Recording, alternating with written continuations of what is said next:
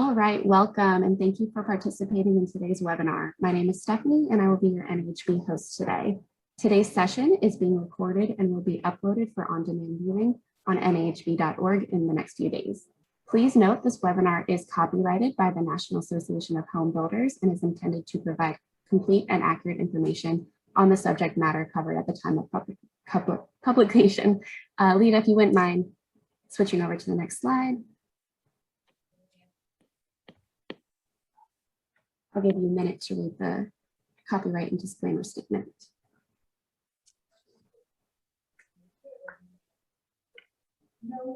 All right, and now I will turn the presentation over to today's speakers. Lita and Mike, please take it away.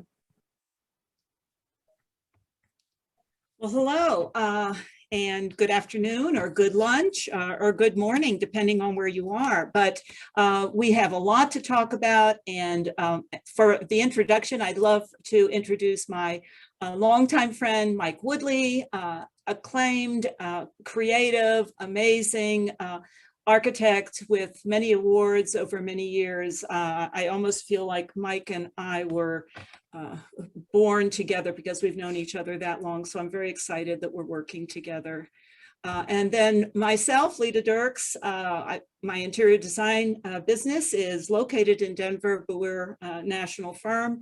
And we're excited to present to you today right-sizing how to create unique, efficient, and beautiful spaces that will inspire buyers.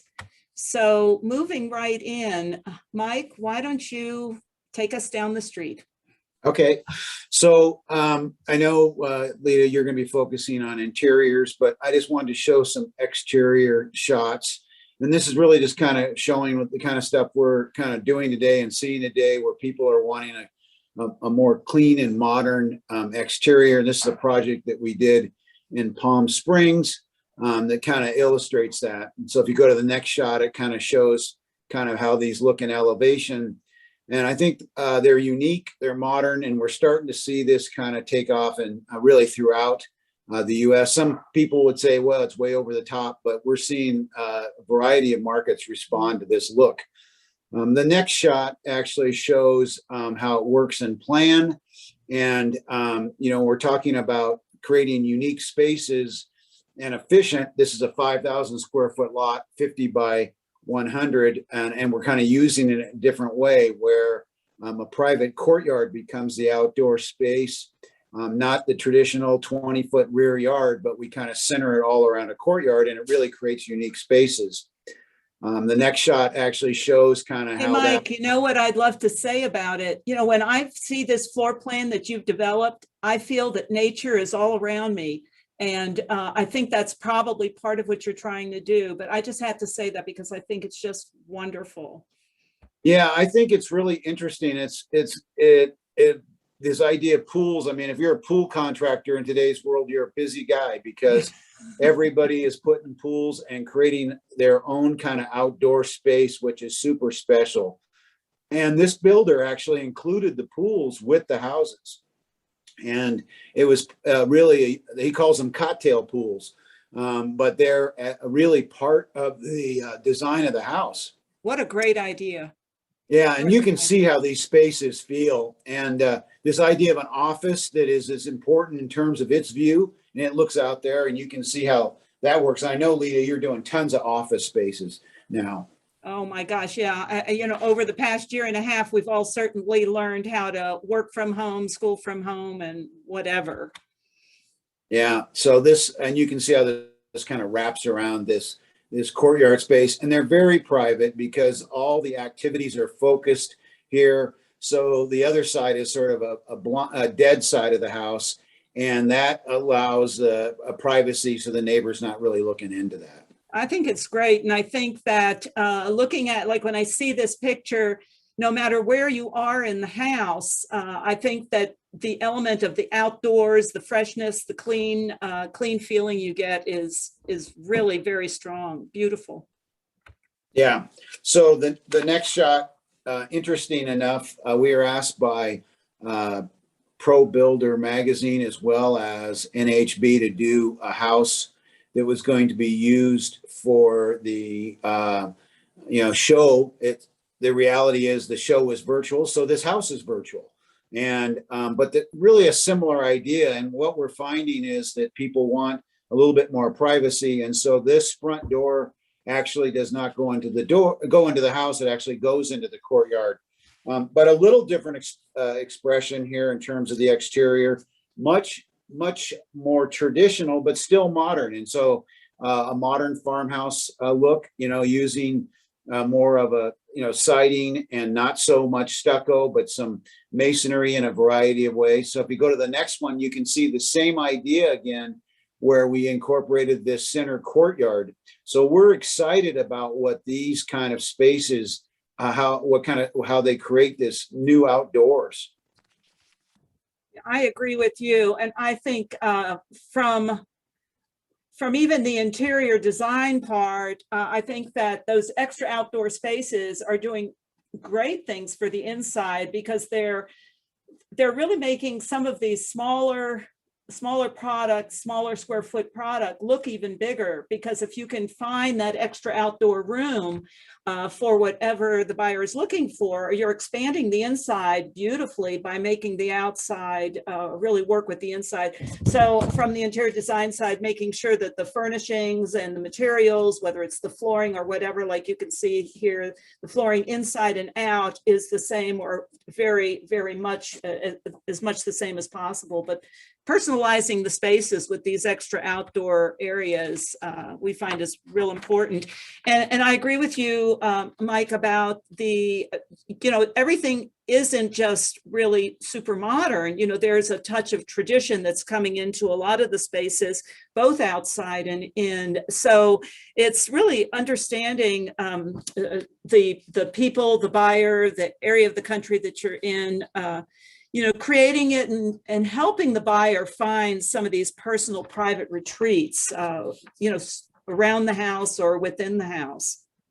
Yeah, what's interesting, you mentioned around the country. The reality is that this is not a regional solution. Every parts of the country really aspires for this indoor out. Now, we know climate in different areas cause some, different concerns, but everybody aspirationally wants to have this kind of indoor outdoor.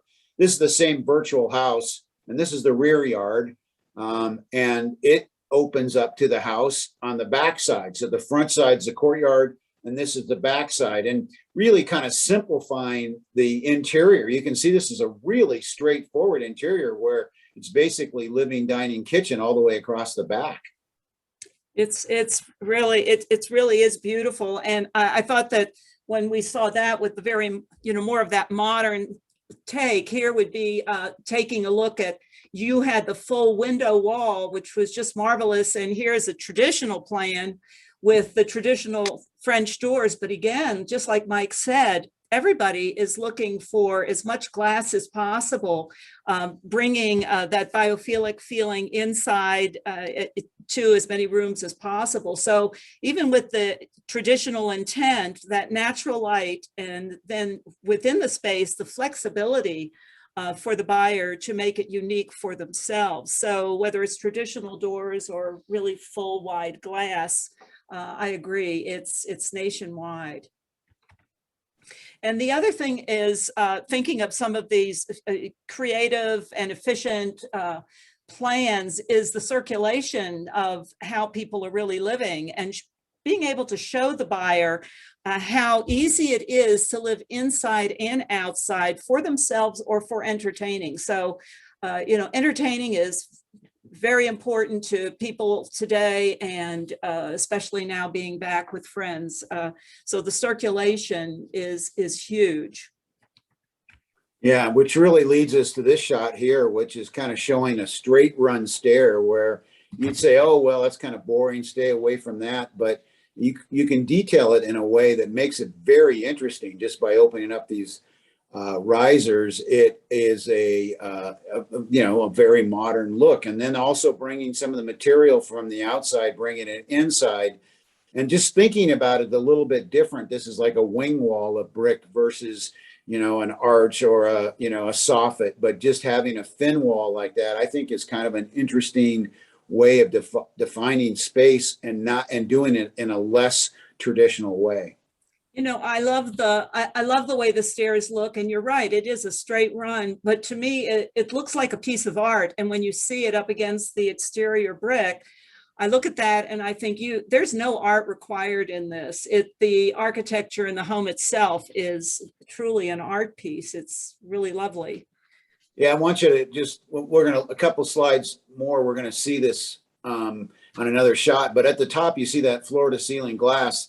That's actually a fitness area, and we'll get another shot of that, but we love the way the we're using glass these days and making privacy and acoustical separation, but opening up a plan, and you'll see another shot of that. But I just wanted to point it out that you see it from down here. And, you know, I think that's unique. And I think that another thing that we're seeing and working with a lot are some of these very narrow product homes. And when you have that, it's, you know, designing in for efficient use of space, like additional storage. And in this shot particular would be finding a little nook or cranny wherever you can to add that storage to some of this narrow, smaller product, and making it look different, making it part of the experience of the entertaining bar, the extra storage, whatever it is, but by adding visually an interesting door and finding that little spot makes it special.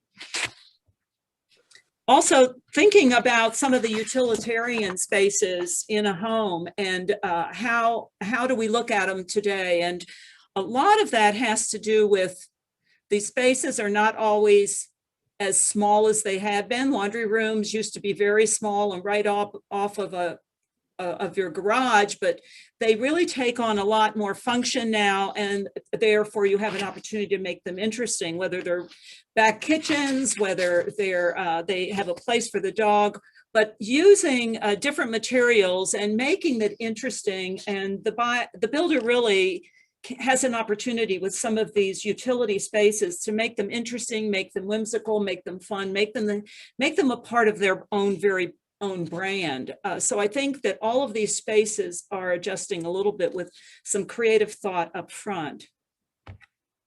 Yeah, I think it's sort of the reallocation of space, right? You know, laundry rooms may get bigger, but here's a fitness center that's 8 foot wide with the invention of the mirror and the Peloton. People can have a full gym in a small space. And so we have to re-examine what we would think about in terms of space. And so here's a fitness center. The next shot is an office, which shows like I can have an office within 7 feet of width. And so this little desk built in there. We don't need the same kind of space for a study. You know, rarely are people, you know, a cherry. I can't imagine the last time you did a cherry paneled office with a desk floating in the middle. I mean, you know, someone smoking a pipe in there. I mean, it just isn't the way we live today. And so by taking these little spaces and thinking them in new dimensions, we can really put both a fitness and an office in a small house. You know, the other thing I think of when I look at this, and you're right, this could be the size of a walk-in closet, and yet it functions like, a grand executive office. And I think that sometimes this is where we need to look at built-ins. And I think that the built-ins can really add to the function and the efficiency and the organization and all of that, besides a cleaner look in a space today. And so you can get more out of this, like you said, 8 foot wide space than, it's the reallocating of space and looking at it a little differently. Yeah, the next shows some examples of kind of how we're doing some of that, just taking a space, filling it with light. The middle and the bottom there shows like, hey, that's like a landing, just take that landing, and great place for a little fitness area in there. And just thinking about these spaces a little different. And so it doesn't mean to get all this, that we need this huge house. We just got to think about it a little different. Again, I look at this and I think that the addition of some of these built-ins, I hear a lot of times when a a builder will say, well, I don't want to do anything with built-ins because it's added cost. I think that a lot of times they're missing the boat, because a little bit of added cost to really show the opportunities within these tremendous spaces, smaller spaces, can add to the profitability of their home. Every one of these is creative and unique, but they are all added to because the built-ins are dimensioned to correctly be sized within the space that you have. I think these are wonderful, wonderful, and they're working with today's needs, and we're just sort of building onto that and showing some other examples from an interior design side, with the work from home, schooling from home, relaxing at home, whatever. And I think that really some tiny spaces, that the picture on the lower right is about the simplest way that I think we could show or describe the use of a very simple, small space. This is a small, awkward space at the top of a stair. And with just an addition of that one shelf, a space for a work from home or school from home opportunity can happen.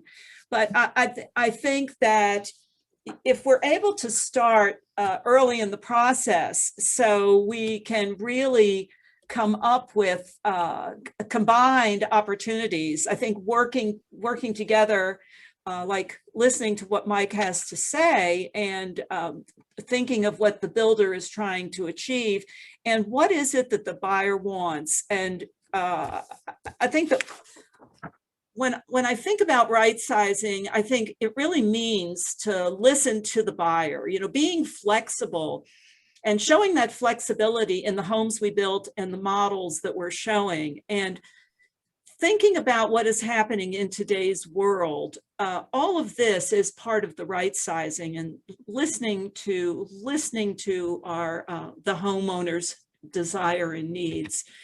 So I think the main thing here to remember is create it unique, design efficient, and make it beautiful. So this is our quick little design bite for today, and I want to thank Mike. And thank you, Design Committee. Thank you, NAHB. Thank all of you that have taken time today to listen. And remember that the BOW Awards entries are open. And thank you very much. All right, Mike and Lita, thank you so much for joining us today. As a reminder, today's webinar was recorded and will be available on demand on nhb.org in just a few days. In the meantime, if you have any questions or feedback, please send it to nhblearning@nhb.org. Stick around after we end the event for a brief survey regarding today's webinar. Thank you all for joining us today. That concludes today's webinar. Have a great day.